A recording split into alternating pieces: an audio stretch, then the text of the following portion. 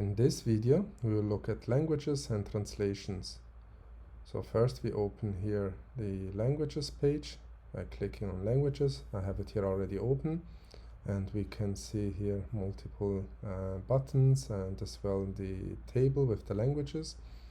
There should be already one language, which is the fallback language. In our case it's English, but let's have first a look at the file system. So we have here the language files, so German, English, and then also vendor, so with a package which has the name package. I just create here a dummy package, and as you can see here we have here a validation file for German and English, but the content is not consistent. So for example, in English we have just the 5 first entries in this attributes array, and here we have more. Now let's go back to the UI and click here on import languages, but before we do it we have to make sure that we run the QWorker, the name language processor. So let's run it. Let's go back and import the languages.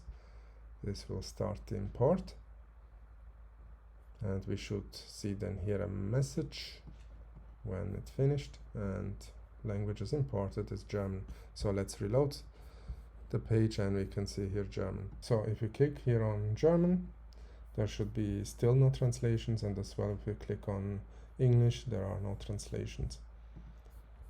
So let's import the translations.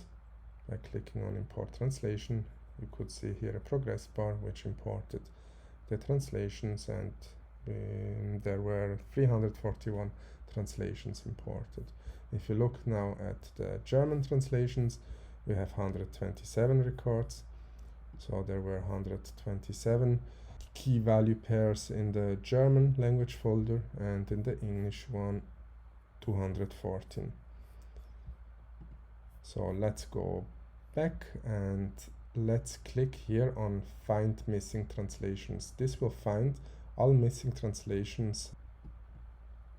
If we click here, it will again start a job, and so it finished, and there were 341 missing translations imported. If we click here on view now, it should have 341 translations for German, and as well 341 translations for English. So that's the German one, and that's the English one, 341. Nice. Let's say we would like to add a new language. We can click on add new language, and let's take Dutch, for example. Add Dutch. Let's add an additional language, French. It will add French, and this will add the additional directories into the language folder, as you can see here. And let's go now again into French.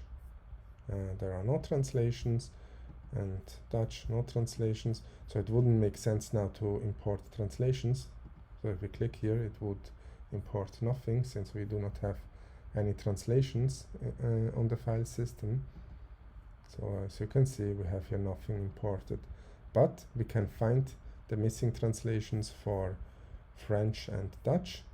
So if we click here on English, we can again see how many translations are there. So 341, so it should find 2 times 341, so 682 translations. Let's click on it. See here down the progress, that has finished 682 translations imported. So if we go now into French, we have here the total of 341, and if you go into Dutch, we have the total of 341. It is also possible to delete a language So if we delete Dutch, it will delete the Dutch language in the database and all the translations which belong to Dutch. So we can do it here, delete, and we leave for now French.